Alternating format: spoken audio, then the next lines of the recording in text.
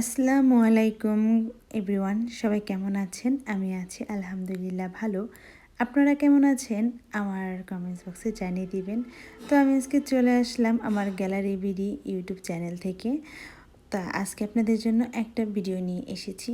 অনেকে এই ভিডিওটা দেখার পরে হয়তোবা অনেকে খারাপ কমেন্টস করতেও পারে, অনেকে এই ভিডিওটা দেখার পরে ভালো কমেন্টস করতে পারে। তবে ভিডিওটা যারা খারাপ কমেন্টসগুলো করবেন তারা অবশ্যই পুরো ভিডিওটা দেখে তারপরে খারাপ কমেন্টস করবেন। আজকে এই ভিডিওতে এমন একটা মানে কথা আপনাদেরকে বলবো, সেটা হলো ভিডিওটার লাস্টে শেষের ভিডিওটা দেখার পরে বুঝতে পারবেন যে এই ভিডিওটা আপনাদেরকে কেন আজকে করে দেখিয়েছি। আমি এর আগে একটা চাচার ভিডিও করেছিলাম, পানি নিয়ে চাচা, তো পানি নিয়ে উনি পানি সেল করে। তো ওই ভিডিওটা দেওয়ার কারণে হয়তো বা অনেকেই ভিডিওটা দেখে অনেকে হেল্প করেছে অনেকে, তো সেই কারণেই এই ভিডিওটা আজকে দেওয়া। তো এই ভিডিওটা কেন করেছি সেটা আপনারা বুঝতে পারবেন ভিডিওর শেষের দিকে, আমি আপনাদেরকে বলে দিব। আমি এরকম মোটামুটি যেটুক পারি মানুষকে সাহায্য করি, সব ভিডিও তো আর ইউটিউব চ্যানেলে দিই না।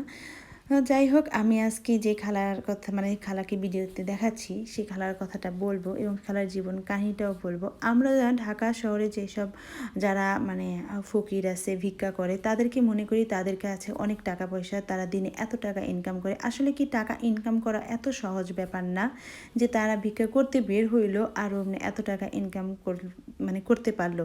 ও ওনারাও তো মানুষ, হ্যাঁ ওনারাও তো মানুষ। একটা মানুষের কাছে যখন টাকা চায়, হ্যাঁ তখন মানে তার কিন্তু খুব লজ্জা শরম ভেঙে কিন্তু টাকাটা চায়। হ্যাঁ, ওই টাকাটা কিন্তু অনেক কষ্টের টাকা। এবং ওনাদের যদি এত টাকা থাকতো, এত টাকাই থাকতো, তাহলে ওনারা ভিক্ষা করতো না। আর ভিক্ষা করলে হয়তো বা সবসময় ভিক্ষা করতে বের হতো না, রোজ রোজ ভিক্ষা করতে বের হতো না। যে আজকে এই বয়স্ক মানুষটা প্রতিদিন নাকি ভিক্ষা করতে বের হয়, হ্যাঁ প্রতিদিন উনি আসে। তা ওনার তো শরীর, উনি প্রতিদিন আসে, ওনার এখন এত টাকাই যে আমরা ভাবো উনি ফকির, ওনার কাছে অনেক টাকা পয়সা, এরকমই কিন্তু মনে করি। আসলে কিন্তু ব্যাপারটা তা না। আজকের ভিডিওতে আপনাদেরকে মানে জানানোর চেষ্টা করব, বোঝানোর চেষ্টা করব। যাই হোক, আমি শুরুতে ফার্স্টে ওনাকে দেখেছি আড়ংয়ের সামনে, মিরপুর একে আড়ং যেখানে। তো সেইখানে আমি যখন আড়ংয়ে উঠি তখন উনি আমার নিচ থেকে মানে বলতেছে, আল্লাহর হস্তে মা আমাকে কিছু দেন। তো আমি এই কথা বলাতে বেশি টাকা দিইনি, 50 টাকা ওনার হাতে দিয়ে আমি আড়ংয়ে চলে গেছি। আমার কিছু কেনাকাটা ছিল, ওখান থেকে কেনাকাটা করার পরে আমি আড়ং থেকে প্রিন্স বাজারে আসি। যারা মিরপুর থাকেন তারা জানেন যে আড়ং থেকে প্রিন্স বাজারটা কতটুকু দূর, 15 মিনিট লাগবে ওখান থেকে এই সাইডে হেঁটে আসতে। যাই হোক, আমি আড়ং থেকে কেনাকাটা শেষ করে প্রিন্স বাজারে এখানে আসার পরে আমি ওনাকে দেখেছি। তো ওনাকে তো আমি যা যেটুকু দেওয়া সেটুকু দিয়েই দিয়েছি। এই কথা বলে আমি যখন প্রিন্স বাজারে ঢুকি তখন উনি আমার পিছন পিছন আসে আবারও।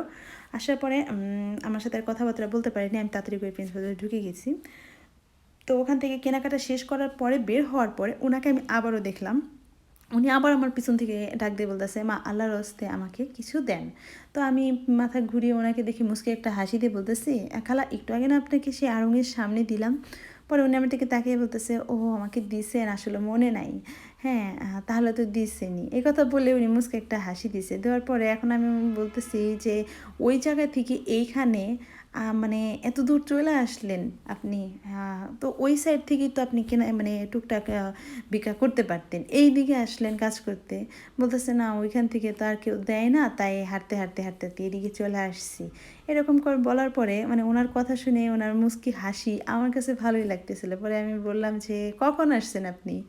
বলে আমি সকালবেলা বের হয়েছি। আর আমাকে যাবেন কখন? বলে সন্ধ্যার সময় যাব। পরে আমি বলতেছি, তুমি খাওয়া দাওয়া করছেন? সকালে বাসা থেকে ভাত খেয়ে বেরোইছেন কয়টার দিকে? পরে বলতেছে যে আমি বের হয়েছি, এখানে আসছি মনে হয় 9টা 10টা বাজবে, দেরি হয়ে গেছে আজকে। আমি তো ঠিক জানি না, ঘড়ি দেখি নেই।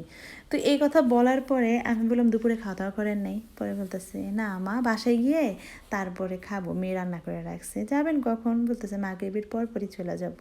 আমাকে এই সারাদিন না খেয়ে যদি কাজ করেন তাহলে তো অসুস্থ হয়ে যাবেন, তখন কাজটা কি করবে? নাকি বাসার আরও মানুষ আছে, ছেলে আছে, মানে আপনার জামাই আছে, ওনাদের তো আর হাজব্যান্ড ওইসব বললে তো অতটা মানে কেমন জানি একটাই লাগে না। তো এই কথা বলার পরে উনি বলতেছে, না আমার ছেলে নাই, আমার হাজব্যান্ড নাই, মানে হাজব্যান্ড বলতে উনি বলতেছেন ওর জামাই নাই। তো এই কথা বলার পরে আমি বলতেছি, ও তাহলে মেয়ে কাজ করতে পারে না, আপনি এত বয়সে কাজ করতে আসছেন? পরে বলতেছে, না আমার মেয়ে বেশ অসুস্থ। এইসব কথা, ওনার দুঃখের কথাগুলো শোনার পরে এখন আমি ওনাকে বলতেছি যে তাহলে কি খাবেন? উনি বলতেছে যে তাহলে আমাকে 2টা কেক কিনে দাও। পরে আমি বলতেছি যে না, 2টা কেক তো না, আসেন আপনাকে আমি কিছু খাওয়াই, ভারী কিছু খাওয়াই। এ কথা বলার পরে আমি একটা রেস্টুরেন্টে ওনাকে নিয়ে গেলাম। যাওয়ার পরে পরে ওনাকে বলতেছে, আপনি কি খাবেন বলেন, যেটা খাইতে চান আজকে আমি আপনাকে সেটাই খাওয়াবো। বলে না, আমি এখানে আসি না, এখানে কোনো সময় খাই নাই, তুমি আমাকে একটা ভালো কিছু মানে এ কিনা দাও, আমি সেটা এখানে খাবো না, আমি আমার বাসায় নিয়ে যাব। পরে এখন আমি বলতেছি, কেন বাসায় নিয়ে যাবেন? আপনি তো সারাদিন কিছু খান নাই বলেই তো আমি আপনাকে এখানে নিয়ে আসলাম খাওয়ানোর জন্য। এই কথা বলার পরে উনি বলতেছে, না আসলে ভালো কিছু খাইতে গেলে মেয়ের কথা মনে পড়ে, দুজনে মিলে বাসায়ই খাবো। এই কথা বলার পরে আমি বললাম যে আচ্ছা ঠিক আছে, তাহলে আমি বাসায় দিয়ে দিই। তো ওনার সাথে কথা বলে আমার খুব ভালোই লাগতেছিল, অনেক হাসি খুশি। কিন্তু এক পর্যায়ে ওনার সাথে ওনার জীবনের কাহিনী শোনার পরে আসলে আমার মানে এতটা কষ্ট হয়েছে যে আমার মানে মানে আমি বলতে পারিনি। আমি ওইখানে ওনার কথাগুলো আপনাদের সাথে মানে আমি ওনার সাথে মানে কথা বলতে পারতেছিলাম না ওনার জীবন কাহিনী শোনার পরে। আমি ফোন টিপতেছিলাম বসে বসে। যাই হোক, শুরুতে ওনার সাথে আমার খুব ভালোই কথাবার্তা হচ্ছিল, কিন্তু শেষের দিকে ওনার কাহিনীগুলো শোনার পরে আমি আর ওনার সাথে মানে আমি ভালো করে কথা বলতে পারিনি এবং ওই ভয়েসটা আমি আপনাদেরকে দিতে পারিনি। আমি বাসায় এসে তারপরে আপনাদেরকে ভয়েসটা দিলাম। তো আমি বলতেছিলাম যে খালা এই বয়সে কাজ করতেছেন, আমি বেশ কয়েকবার খেয়াল করছি আপনি পায়ে হাত দেন, হাত দিয়ে নিচা হয়ে ঝুঁকেন। বলতেছে আমার এই গিরাটা অনেক ব্যথা, এই হাতে বল পাই না, চোখের সমস্যা। হ্যাঁ, আমি বলতেছি তাহলে ভিক্ষা করতেছেন, কত কষ্ট, আপনার হেল্প করেন, মানে হেল্প করার কেউ নাই, আপনার তো সাহায্য করার কেউ থাকলে তাদের কাছে যান। বলতেছে না, আমার আত্মীয় স্বজনেদের টাকা পয়সা আছে কিন্তু আমাদেরকে দেখে না। আমি বলি আপনাদেরকে দেখেন, আপনার তাহলে স্বামী কোথায়? বলতেছে আমার স্বামী সেই যে অনেক আগে মারা গেছে, ওনারা তো আর হিসাব করে রাখে না। তো আমি বললাম তাহলে তো ছেলেও নেই। পরে বলতেছে না, 15 বছর হওয়ার পরে একটা ছেলে অসুস্থ তো মারা গেছে। এখন মেয়েটা মানে অনেক অসুস্থ, মেয়েটাকে বিয়ে দিয়েছিলাম তো 2 বছর থাকার পর মেয়ে অসুস্থ অসুস্থ থাকে দেখে এই জন্য ও মেয়ের হাজব্যান্ড নাকি ছেড়ে দিছে, ওনার কাছে পাঠিয়ে দিছে। তো এখন উনি আছে একজন যে নাকি এই 2জন মানুষ চলতে পারবে ওইভাবে, কি করবে, কারণ বাসা বাড়িতে কাজ করতে পারে না, পায়ে ব্যথা, হাতে বল নেই, চোখে দেখে না, সেই কারণে বাসা বাড়িতে কাজ নিয়েছিল কিন্তু ওখানেও রাখেনি ওনাকে।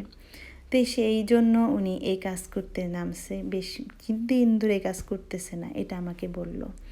তো এই কথা বলতেছে উনি মুচকি মুচকি হেসে, আবার মানে নিজেই নিজেকে সান্ত্বনা দিতেছে যে আমি তো তাও কাজ করতে পারি, অনেকে তো দেখি রাস্তায় এসে সাইডে শুয়ে থাকে, ওদেরও তো অনেক কষ্ট।